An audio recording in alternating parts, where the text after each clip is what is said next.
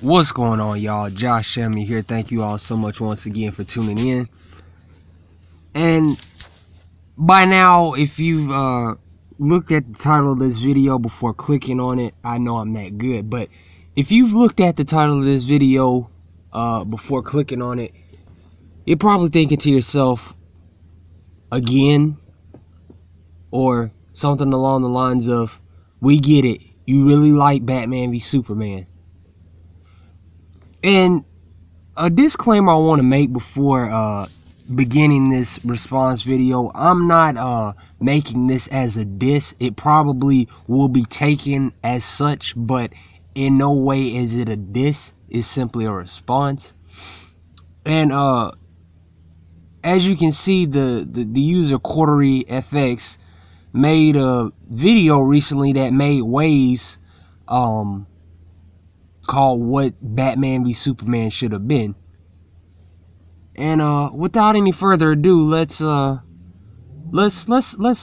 into it. What should the public expect from this film?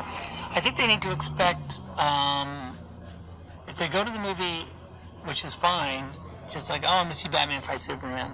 That's a great way to go to the movie, because the movie's a lot more than Batman fighting Superman. And so I think that you're going to get that, of course, but you're going to get more, I hope. I think that's very important what Zach just said. He said you're going to get Batman fighting Superman, but you're going to get more than that. But anyway.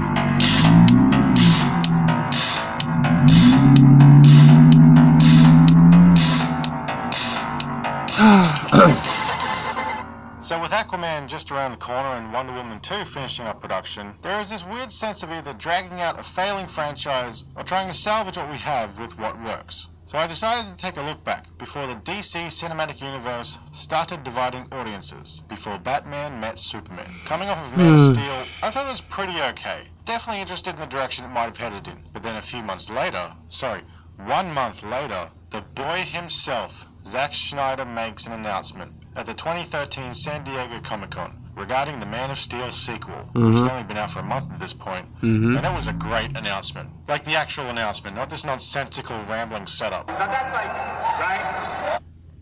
I will agree, that announcement, that's probably, that and seeing the Batman v Superman and Suicide Squad Comic-Con trailers, that was some excitement like I've never felt before in my life.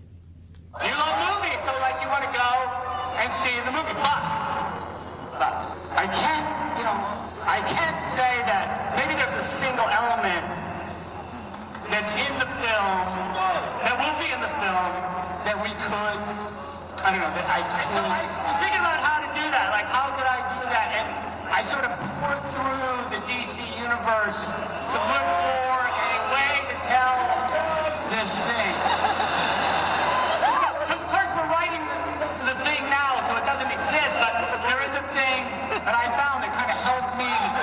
Henry Lennox in to read a famous monologue from the Frank Miller Dark Knight Returns graphic novel, let the audience realize what it's from, and then perfectly reveal the iconic logos. I want you to remember the one man that beat you.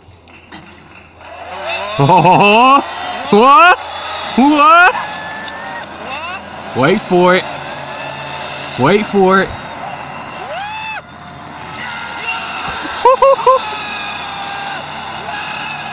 Oh, wow, how could you not be excited by this? What a perfect reveal. Well, without this. He's gonna read you a little thing. He's gonna read a little thing. And it's not, we're not adapting this thing, but it is the thing that will help tell that story. Now, only being a year out from the first massive teaming up of iconic superheroes, and now Batman and Superman will be in the same... Iconic? I mean... Batman and Superman are iconic, but anyway, let's just movie together. A movie that we weren't going to see for another 3 years. And this is where all the early indications of problems come into play. Man of Steel has barely sunk in yet, and we are only a year after the success of Avengers. And the only reason the Avengers was successful was because of the build-up. Where a Batman and Superman movie as a sequel to Man of Steel, as exciting as an announcement as that is, who's the Batman? Not only were we a year out from the Avengers smash hit, we were also a year out from the last Batman movie. We are now finishing up the Dark Knight universe and migrating to Marvel. In retrospect, announcing something as culturally important as the first on-screen team-up between Batman and Superman is pretty huge. And the question is, should it have been so soon? And I don't think so. But didn't know that at the time, because my initial reaction was a Superman and Batman crossover before Justice League? Perfect. If Marvel did that, no one would care. Like Iron Man and Captain America before the Avengers? Hulk and Thor before the Avengers? Nah. Hawkeye and Black Widow? No one would give a shit. You're saying that, but they probably wouldn't because it's Marvel and Disney. Batman and Superman, light and dark, the two biggest superhero icons that predate Spider-Man. How could it go wrong? They need to fight each other. And then once you say it and sort of put it out, you can't take it back. Because there's no other... Like, okay, no, you know who's cooler than Batman? There's nobody.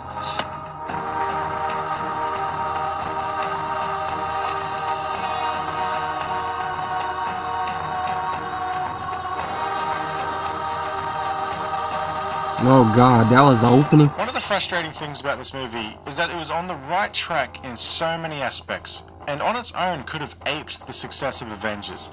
But Zach... Bro, why do you keep mentioning the Avengers, dude? Like, why? In this video, I'll be exploring how this movie set itself up for failure, but also give my own reworked movie structure based on what I was expecting from this movie, as well as some interesting fan theories on the internet that came out before the film. Also in preparation... So, you already went into the movie expecting things based on what you wanted, instead of letting the movie unfold and forming your own opinion. I can see where this is headed.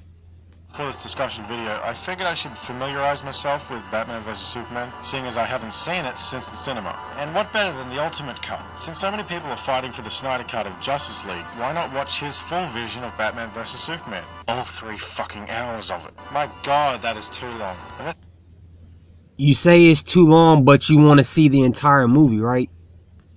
the movie can't even retain an hour and a half, let alone half a school day. So when I saw BVS back in the day, my first initial reaction is that it was dumb, rushed, and learnt no lesson from the destruction porn of Man of Steel. Now, after sitting through 3 hours of the full vision of... Why? Destruction porn? Destruction porn, really? So, again, ladies and gentlemen, for those who are listening, how many times have I said that the type of tone, not dark and joyless, but the gritty and realistic, the grounded and realistic approach that Zack took with these characters? If Superman was fighting another alien on Earth, on the Earth that we know, there will be tons of buildings falling down, hitting the ground. There will be tons of destruction, an unprecedented amount even of destruction happening.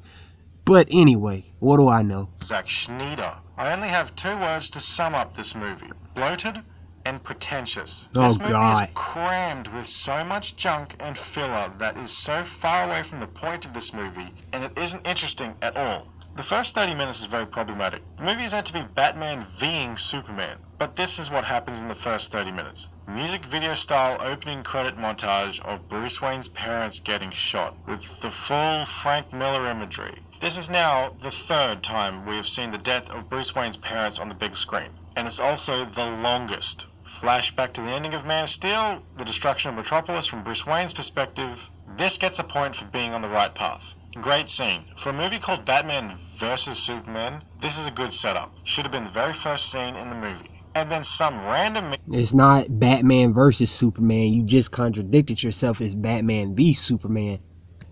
Meeting between Lois and Coney 2012. And then Superman lets people die, and when Lois is in trouble, then he rocks up and kills the terrorist leader. And then kryptonite is found in the ocean, because kryptonite's now a thing. But then it instantly goes off the rails. We now have this drawn out scene of Lois Lane talking to some terrorist leader, and Jimmy Olsen, who is a CIA agent or whatever, posing as what he was in the comics, are brought in for some interview. Then everyone gets shot. A lot of people die. and then Lois is taken hostage, and then Superman fucking liquefies the terrorist leader through many brick walls, lets all of these other people die. Like, why didn't you just take out the terrorists before they could shoot? Oh wait, it wasn't the terrorists that did it. It was undercover people. And then the result of that whole scene is Superman then being blamed for shooting people or letting people get shot. A whole bunch of nothing that no one gives a shit about. But this becomes a major running... But bro, if you watch the entire movie instead of expecting everything to be answered right away, maybe if you had a little bit of patience, you'd understand that all of this ties into something bigger. Plot in this movie, but not for Superman. Lois Lane is the one who runs around trying to figure out where the mystery bullet came from. And this lady holds trials about Superman killing people with guns or something, and Superman just kind of looks around and mopes. Superman doesn't spring awake until Batman is mentioned. And it's like... Alright, so you're saying Superman, yet you have a picture of him as Clark Kent. So really you need to be saying Clark Kent. But anyway. Ironically, this scene will represent the rest of how this movie is handled. All these elements happening around Superman for the other characters. And he just does nothing until Batman becomes a plot factor. Then a big chunk of kryptonite is found in the ocean somewhere. And actually, after how much they tried to keep Man of Steel set in the real world, I honestly never thought kryptonite was going to end up being a part of this movie universe. But it's in there. It's in there for later so Batman can v Superman because he's just a useless mortal without it. Despite these posters. This is all just the first half an hour. It's been a flashback, a terrorist plot that goes nowhere, and the way Batman is going to beat Superman later. Only 2.5 hours to go, and the plot hasn't even started yet.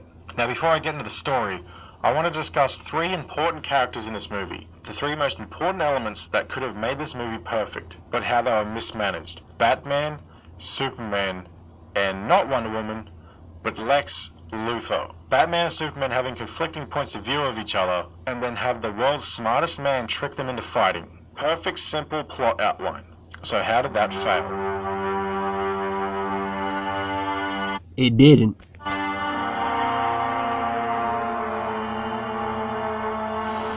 Oh god. So rewatching Batman vs Superman, I started to jot down notes. Mostly things that stuck out as either problematic Bro, never mind. or missed opportunities. One of the biggest factors is Josh, behave.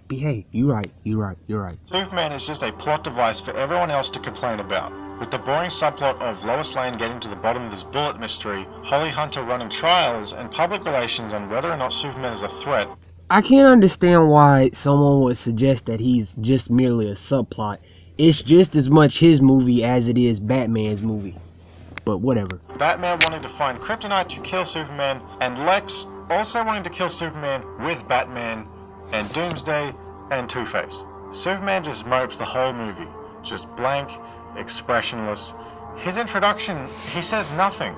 Just murders the leader of some dodgy military, but it still ends like it's all heroic.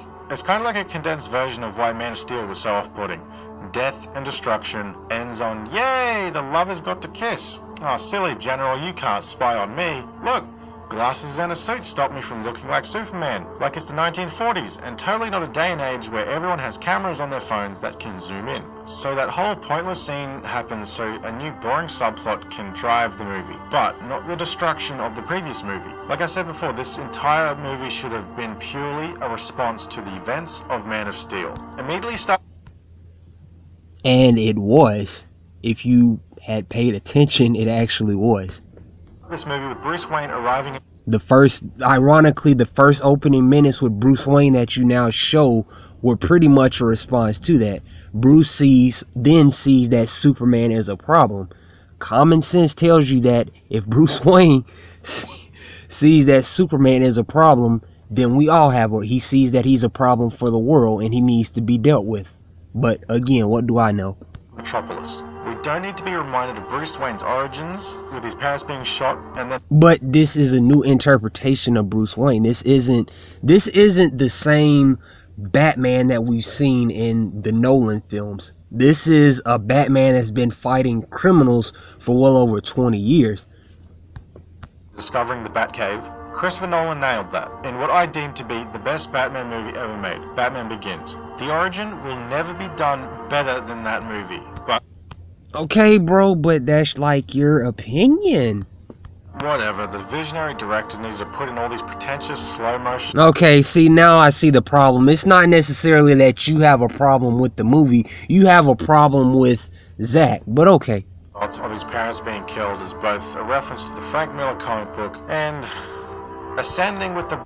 So, my question for FX is, why do you have a problem with Zach basically taking such a iconic image and placing it at the beginning of the movie, pretty much, I would say shot for shot, almost identical and perfectly? And why do you have a problem with that, bro? But again, whatever. That's so much for fear. That's frightened me. This time my enemies share my dread. But you start this movie off with that scene. Right off the bat, no pun intended. Then the aftermath that follows. It's now a reputation that Clark can't... But didn't you just say earlier that this doesn't really tie into Man of Steel, but clearly it does? Get rid of. And you know what else could be a good sequence to follow? That depressing montage of Superman saving people with Holly Hunter's voiceover of him being a potential threat. Man of Steel ended... It's not boring. It's actually a very beautiful scene. The Superman question scene is not a boring monologue, bro. It's a very human question that I feel people would ask were a figure like Superman to actually exist. And I think paired with the music in the background, the score, shout out to Hans Zimmer, I personally think it's one of the best scenes in a comic book movie. But again, what do I know? I'm just a guy talking on YouTube. Him telling the general that he's here to help and that he should help convince Washington that he's not a threat. How about this movie's first act is the general fighting Holly Hunter over the issue of Superman, and all this happening over the montage of him saving people at the start of the film. But no, we have Lois and this dumb bullet side plot. Clark just mopes around. He doesn't do anything to clear his own name. And then at random decides he wants to expose this violent Bat character in Gotham. Like, what? Oh, that's right, the movie's called Batman vs. Superman. That has to happen, right? All I wanted was for Clark to be more hands-on in terms of his own reputation. And you know what was an absolute failed opportunity? Something that could have been more compelling and made this a much more mature movie. The court scene, which was shown in all the trailers. The trial of the Superman. And not even leave it to just one scene. Have many scenes where Superman shows up to court hearings to defend himself. Madam Secretary? Why does he need to do that, bro? And ironically enough, that will probably take more time. Something you said earlier, hinted at earlier, would actually be a problem. But whatever. Honorable delegates, ladies and gentlemen, for many years now I've... Oh God, please get on with it. A visitor. I've seen the beauty of your many cultures. I felt great joy in your magnificent accomplishments. As of today, I'm not a visitor anymore, because the Earth is my home too. Like the scene where he tells the general that he's here to help? How do we know you won't one day act against America's interests? I grew up in Kansas, General. I'm about as American as it gets. Like, it's a good scene. Until, like, you know, it's ruined by this shitty joke. What are you smiling about, Captain? Nothing, sir. I just think he's kind of hot. I mean, he is. Then what can follow is scenes of Lois and Clark talking in private about whether or not it's a good idea of him exposing himself to the public. But Clark believes in truth, justice, and the American way. You know, like Superman. And also at the same time, Bruce is studying these court hearings, learning more about Superman, and also Lex Luthor is doing the same. Like, there are some good scenes in Man of Steel of Superman talking to both the General and Lois, and even the final scene. Now it's just like, we've covered all of him talking, so now he can just sit there and do nothing. But until that Bat character, we're gonna find out more about him, because Clark Kent's a reporter, remember? And like you said, the movie is titled Batman v Superman. But again, what do I know? But with the court scenes, you can have Superman doing well, earning the public trust, but then there's going to be like a final hearing, and that's when Lex sabotages it and frames Superman, and all trust is lost, to which can segue into Batman fighting Superman, which I'm going to get into a bit later. But speaking of Batman, another issue with this film. Oh God. Now in my Justice League review, I had some criticisms about Ben Affleck's Batman. I brought up how this Batman's bloodthirsty nature was so off-putting and didn't feel like Batman at all. But you know, the endless flood of comments saying that this was the best Batman ever and they finally got it right and I sort of had this theory that people love Ben Affleck's Batman purely because the suit is the first ever comic book accurate suit on film. Aside from like... What? What? Comic book accurate suit on film. No, bro. A lot of us actually like Batman, Ben Affleck's Batman. First of all, bro, did you even watch the warehouse scene, bro? Bruce Wayne, bro, that look in the beginning when he's holding the little girl, that look of determination, that combined look of determination, fear, and that look in his face, and even that look when he's watching the madness unfold in the courthouse when in his suit. So how can something as simple, and don't get me wrong, the suit design is nice, but when I look at Ben Affleck, I see Bruce Wayne in this movie. In this movie, when I see Ben Affleck, I see Bruce Wayne. Oh God, get it over with. From like the Adam West Batman. Now this is a sense where Batman is so iconic that the suit does all the talking for him. And when it ticks the comic book box, especially one of the most popular versions such as the Frank Miller version, I guess I can give you starry eyes and maybe forgive other things. But here's what I don't get. Aside from the comic book accurate suit, I still don't get how anything else about this Batman makes him the best Batman ever. As Bruce Wayne... His fighting style, his detective skills, the way Ben Affleck delivers his lines, Ben Affleck's facial expressions as Bruce Wayne. He's essentially like a really tired James Bond. Like a 007 that likes to put his feet up on the weekends. What? And as Batman, like fun fight choreography, but I'm gonna go back to the point I made in my Justice League review, that this is a completely new Batman. So he needs more of a character setup, not in terms of seeing the goddamn parents' death scene, but more understanding... If he needs more of a setup, then what more do you, if you don't want to see his parents' death again, then what more do you want? You already said that hinted earlier that you said that the movie was too long. So if he needs more of a setup, what more could you possibly want? This Batman. They make the point that he's been Batman for 20 years, alright? And has already had run-ins with most of his villains. None of it is shown, and none of it is felt. In fact, this... Bro, you're contradict. You just... Okay. I'm gonna shut up. We get the first initial scene with Bruce Wayne after the events of Man of Steel, and then Alfred starts saying all of his character development. Even you got too old to die young, and not for lack of trying. New rules. We're criminals, Alfred. We've always been. Everything's changed. And just like Superman, mopey, and everyone else around him does the talking for him. And that makes no... Bro. What the fuck? Why just am like I the Lois doing... Lane bullet subplot, Bruce has his own subplot of searching for someone called the White Portuguese, which just leads to it being a boat containing kryptonite that he'll need to fight Superman later, and Lex has it. And so he's 20 years into being Batman, and he's just super violent, kills and brands criminals just because. There is so much, well, you know Batman, so we don't need to give details. We get the drawn-out parents being shot, but not a proper motivation as to why he's such a violent psycho. There's a quick shot of a Robin costume with a note written on it by Jared Leto. Now, just like the missed opportunity with the Trials of Superman, I got another one. The story of that Robin suit. But not just another bloated rush plot point for this movie, a separate Batman movie before this movie, to which that movie will be all about the death of Robin. And you know what else we haven't seen done on the big screen properly yet? Robin. Aside from the Burt Ward Robin. We get an introductory movie of this new Ben Affleck Batman. 20 years into being the Dark Knight, he would have had a Robin that long became Nightwing, and so he has a new Robin, Jason Todd. Then you can introduce a new Joker in that film. Pretty sure that Zach clarified that that suit belonged to Dick. Would have belonged to Dick, ideally, but whatever. One that was rushed and shitty and barely in Suicide Squad. That means you can have some fun in terms of which villains you have cameo in it, and have someone take the designs more seriously, instead of fucking Suicide Squad, which isn't a Batman movie.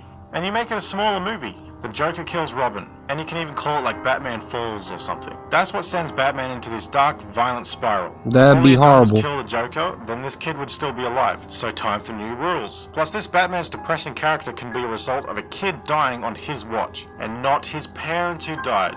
straight away a brand new angle for this brand new Batman. All that potential just shown in one random shot of a Robin suit. And that's why I think this Batman is lacking. It's 20 years into him being Batman, he's sharing this movie with Superman and Wonder Woman and Jim Carrey. So you don't understand him. It's like saying, how did Bruce Wayne get the Batcave and gadgets in the Tim Burton movie? Oh, just watch Batman Begins. It shows that. Why is this Batman so violent? Oh, because Rachel died in the dark. Are you trolling? What happened to Robin? Oh, Chris O'Donnell's career went nowhere because he starred in a Batman movie that dated itself before it was even released. And also, you know what this Batman movie could have ended with? Bruce Wayne in a helicopter, seeing the destruction in a distant metropolis. Just because Avengers was a massive hit the year before, doesn't mean you have to rush into Justice League as fast as possible. People would wait for the Justice League. Solo movies before the team-up. Nothing wrong with that. So I'd be ready to accept a violent psycho on the edge Batman 20 years into the game, but I don't want to accept that while I'm trying to play catch up with his character development as Superman starts losing character development and sharing it all with the worst character in movie. Just to clarify, I don't believe that Superman lost any character development. I don't think Clark Kent lost any character development. I think his story required, as my brother Fran, shout out to him, requires a lot of patience, a lot of deep understanding and deep thought. Shout out to brother DJ Noth. And you can't just, you say you don't want things rushed, yet you say if they had done this way, this way, and this way. A lot of those things that you're suggesting, Mr. FX, probably would not only require a lengthier movie, but also would require things to be more, as you like to put it, rushed. History, right next to Jar Jar Binks and Will Smith's son from the dead the earth stood still. Oh, God. Please end it. How much longer is this? My God. Rewatching this movie was less than pleasant. But every time Lex comes on screen and says anything, I wanted to put my fucking head through the TV. The comparison of Lex being the Jim Carrey Riddler, it's not even a funny reference. The complexity of how true it is ridiculous. The red capes are coming. The red capes are coming.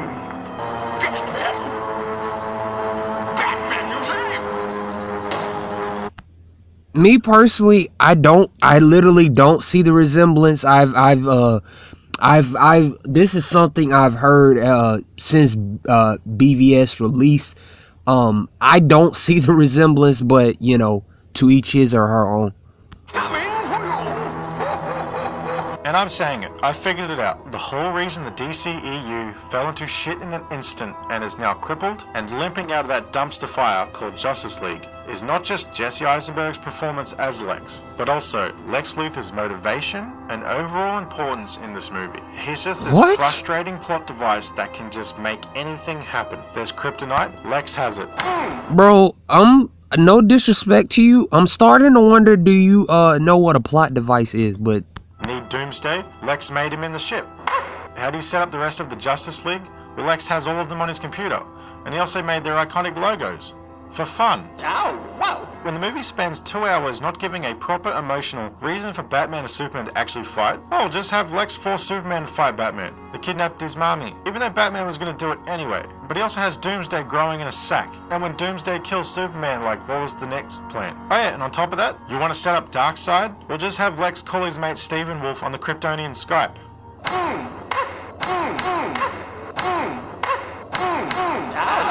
Now what, are you going to start telling me that I don't know what I'm talking about because this is the way Lex is in the comic books? This Lex Luthor is fucking No, I'm just going to tell you that you should have had more patience.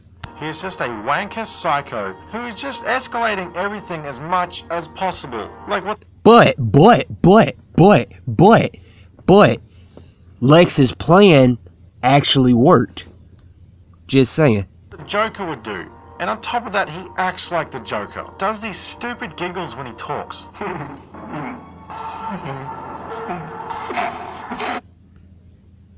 Again, I don't see the Joker resemblance, but anybody in the comment section help me out if you choose.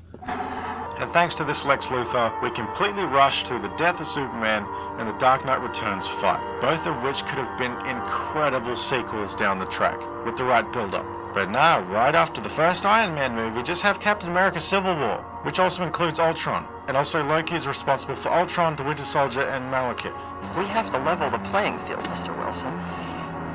To put it plainly, shouldn't we have a league of our own? I can help you get Batman.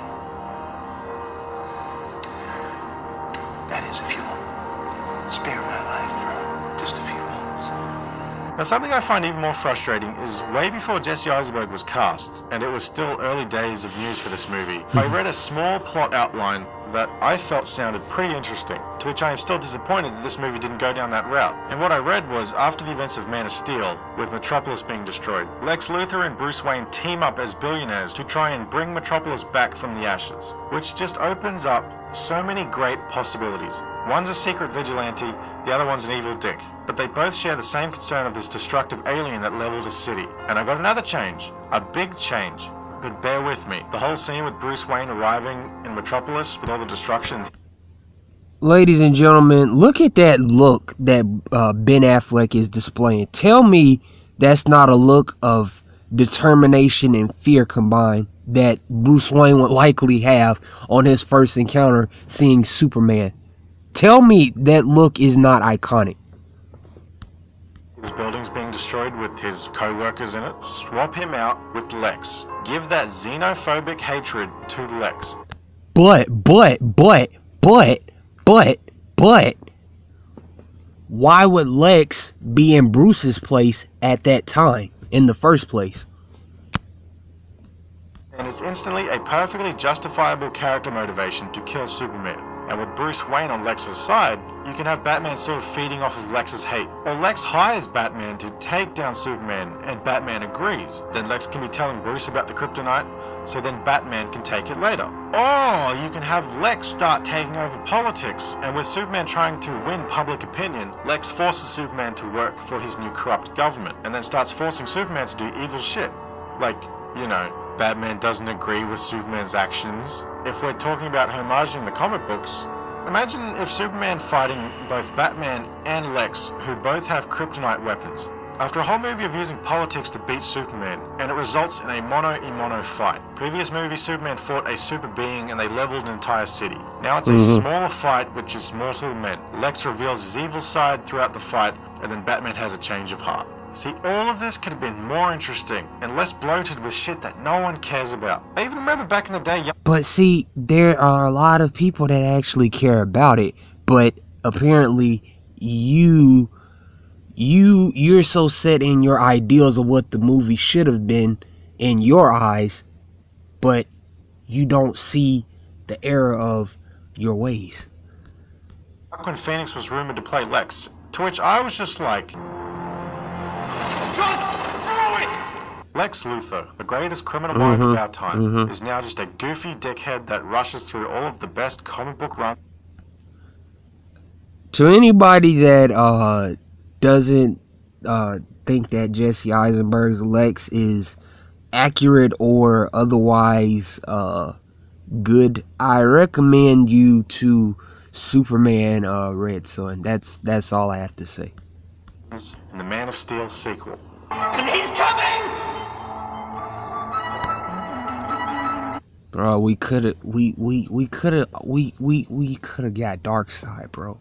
Darkseid. Okay.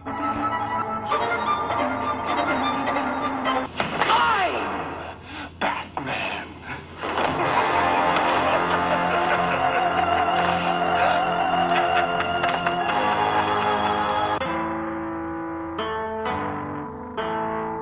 Is this almost over? I can't.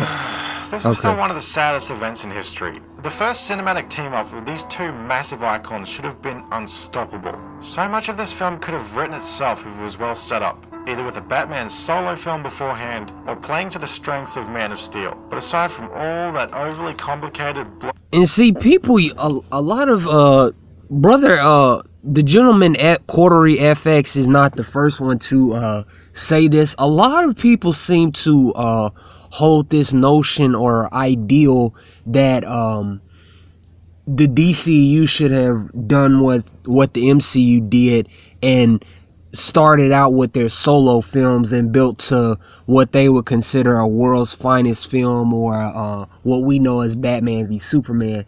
And I look at it as, again, like, look, like FX said, we know the story of Batman.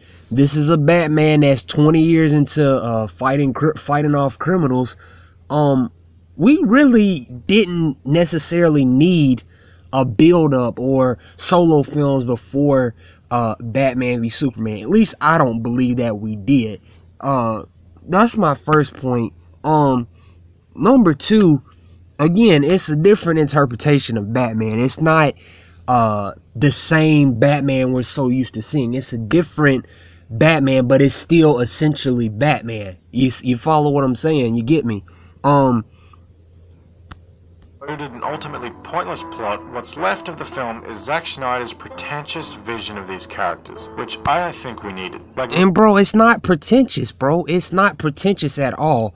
He's taking these iconic panels from comics and making them come to life in these movies in a way that, quite frankly, no other filmmaker is doing with superhero movies.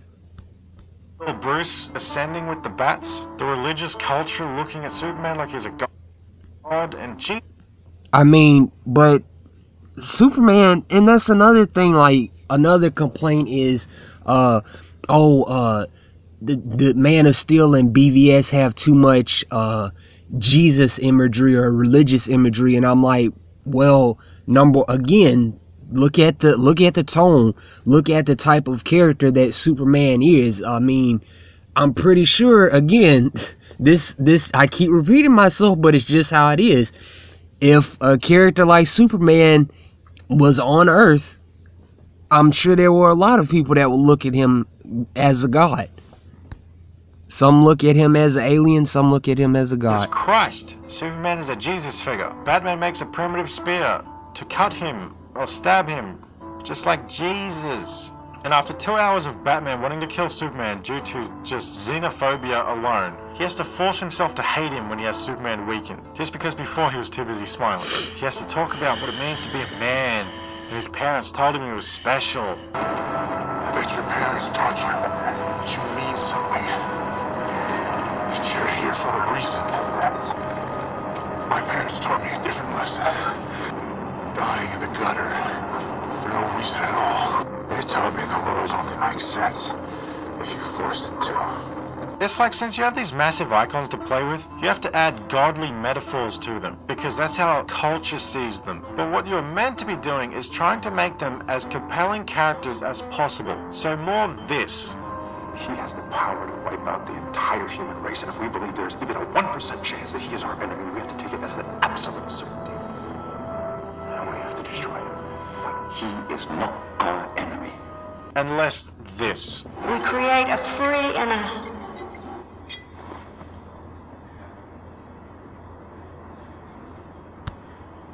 Every time I think of Zack Snyder come up with these ideas, I just imagine this. And then the plot... That's funny, because in the making of this video, I think you did that, but... takes a break to have Superman travel to some snowy mountain somewhere, where he finds ghostly Papa Kent to learn some stupid life lesson, and it's revealed that Pa Kent is... If it's a stupid life lesson, bro, then why did it have such a profound impact on Superman in the end? He repeated the exact same words to Lois that, you know, he learned from Pa Kent in that scene. But again, whatever. Blair Witch. Woke up this morning, just like 2 seconds ago. And there are piles of rocks outside of our tent.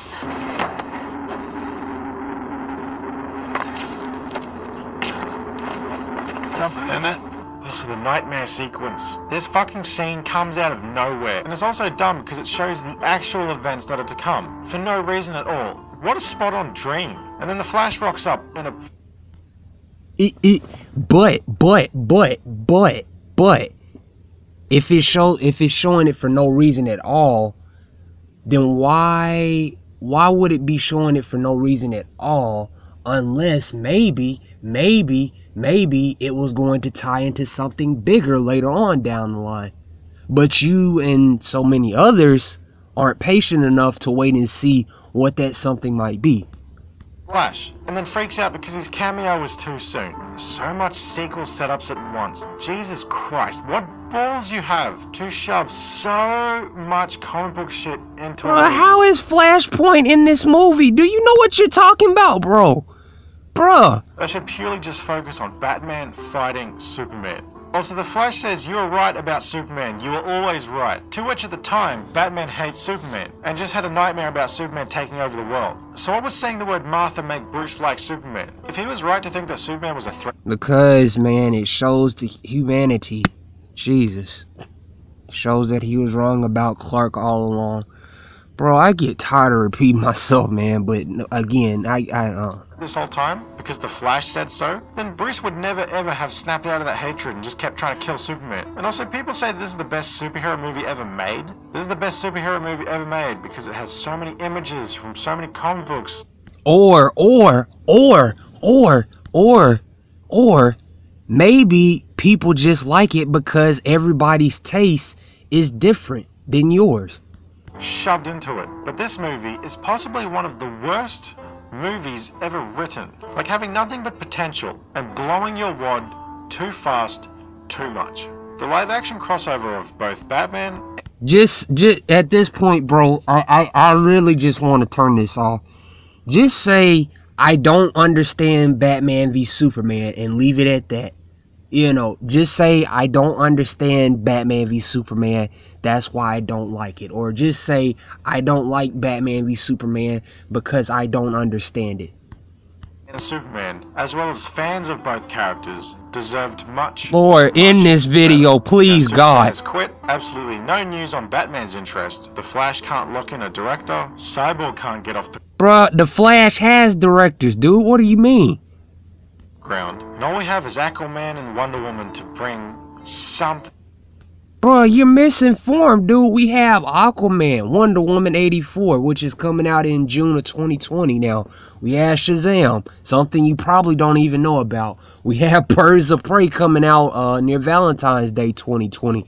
We also have Joker, which is a standalone film with that guy you so ironically love, Joaquin Phoenix, not Joaquin Phoenix, coming out next year. Get your facts straight, bro. Out of this mess. Once we had Batman in the movie, we knew, I kind of pretty much knew if the universe could support a Superman and Batman, then it could support the rest of the Justice League. I'm